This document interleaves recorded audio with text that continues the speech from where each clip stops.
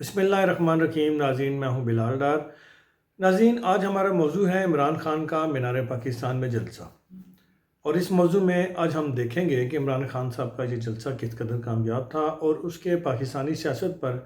کیا اثرات مرتب ہوئے ہیں یا آنے والے دنوں میں مرتب ہوں گے۔ آج ہم اس پہ ذرا تفصیلی بات کریں گے، اور جو بیانیہ عمران خان صاحب نے اس جلسے میں دیا ہے وہ کس قدر کارگر ثابت ہوگا یا کس قدر اثر انداز ہوگا۔ تو ناظرین، بات چیت کا آغاز کرتے ہیں۔ ناظرین، آپ کے علم میں ہے کہ جس وقت عمران خان صاحب کی حکومت کو تحریک عدم اعتماد کے ذریعے ختم کیا گیا، اس وقت تک عمران خان صاحب کا ایک بہت بڑا پریشر تھا، دباؤ تھا پاکستانی اسٹیبلشمنٹ پہ، پاکستان کی پولیٹیکل پارٹیز پہ، کیونکہ عمران خان ایک بہت بڑے کراؤڈ پولر تھے اور ہیں۔ عمران خان صاحب کے بارے میں اسٹیبلشمنٹ یہ سوچ کے گھبرا جایا کرتی تھی کہ اگر عمران خان نے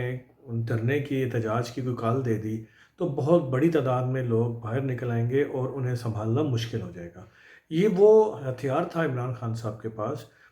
کہ جس کا توڑ اسٹیبلشمنٹ یا پولیٹیکل پارٹیز کے پاس نہیں تھا۔ یوں تو لانگ مارچ اور بھی ہوئے ہیں اور اس میں لوگ بھی آئے ہیں، لیکن جس طرح سے عمران خان صاحب کے جلسے جلوسوں میں لوگ پرجوش ہو کے آتے ہیں، وہ اس طرح کا جلسے جلوس یا اس طرح کا کراؤڈ دوسرے جلسے جلوسوں میں نہیں دیکھا گیا تھا۔ جب ان کی حکومت گئی تو اس وقت سب سے بڑا خطرہ یہی تھا، خدشہ یہی تھا کہ عمران خان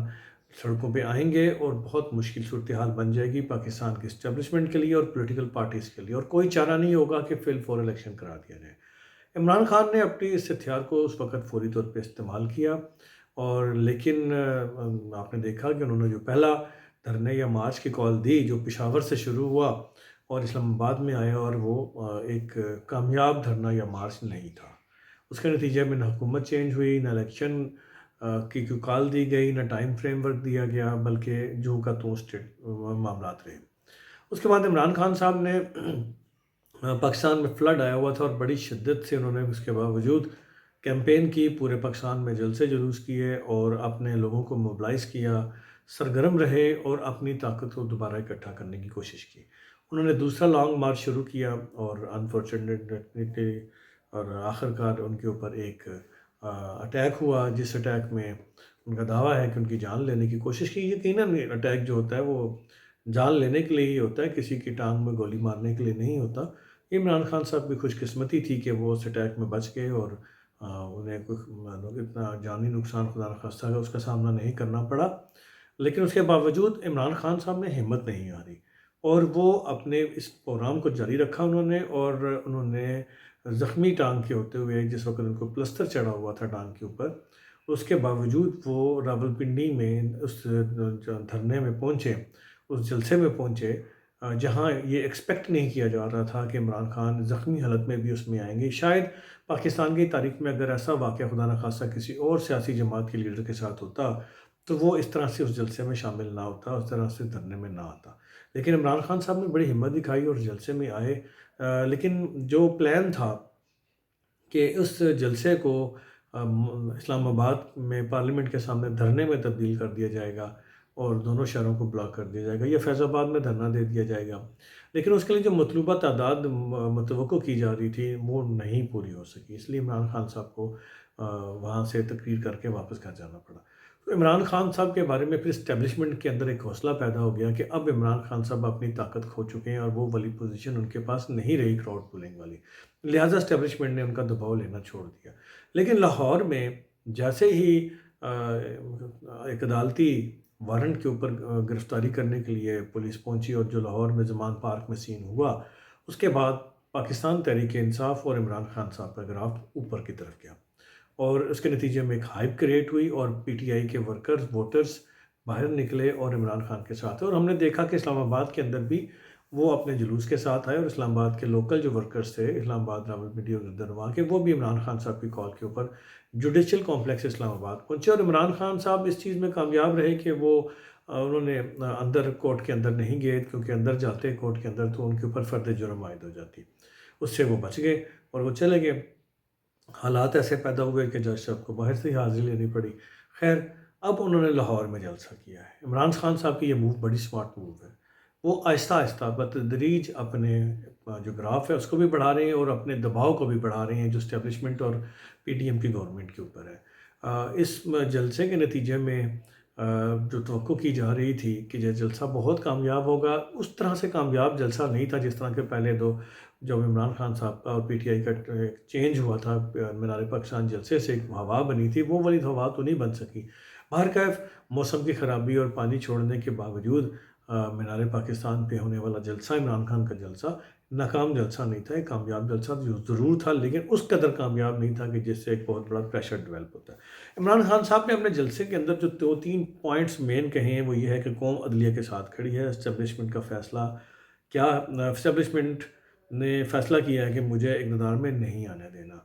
اچھا، یہ جو ان کا بیانیہ ہے اگر دیکھا جائے تو یہی کچھ تو نواز شریف کے ساتھ ہوا جب انہیں نکالا گیا، تو انہوں نے بھی یہی کہا کہ مجھے کیوں نکالا اور ان کو نہیں آنے دیا گیا۔ نیوز لیکس میمو گیٹ کرنے والے آج فیصلے کر رہے ہیں، میرے خلاف غداری کے مقدمے ہیں، تو اس وقت بھی جو جن کے یہی مقدمات نواز شریف کے اوپر بھی بنائے گئے تھے اور ان کو بھی ایک سائیڈ لائن کر دیا گیا تھا، اور